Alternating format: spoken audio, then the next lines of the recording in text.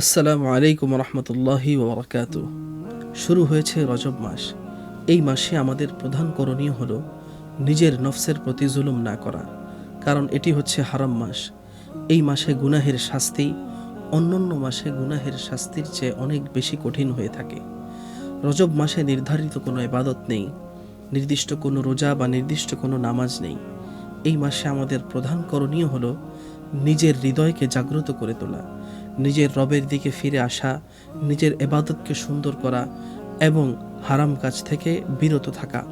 আল্লাহ রাব্বুল আলামিন কোরআনে কারীমে ইরশাদ করেন, ফালা তাজলিমু ফীহিন্না আনফুসাকুম, এই মাসে তোমরা নিজেদের প্রতি জুলুম করো না।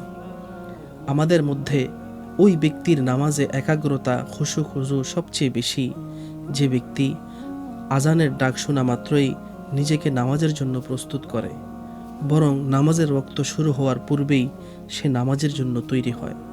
আর যে ব্যক্তি ইমাম সাহেব তাকবীর তাহরিমা বলার পর নামাজের দিকে দৌড়াতে দৌড়াতে যায়, এই ব্যক্তির একাগ্রতা বা খুশু খুজু ওই ব্যক্তির তুলনায় নিতান্তই দুর্বল এবং অসম্পূর্ণ।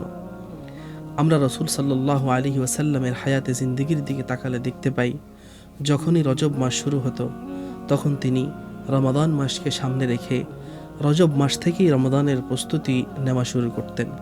আনাস রাদিয়াল্লাহু তাআলা আনহু বলেন, রাসূলুল্লাহ সাল্লাল্লাহু আলাইহি ওয়াসাল্লামের অভ্যাস ছিল রজব মাস শুরু হলেই তিনি আল্লাহ রাব্বুল আলামিনের কাছে দোয়া করতেন, আল্লাহুম্মা বারিক লানা ফি রজব ওয়া শাবান ওয়া বাল্লিগনা রমাদান।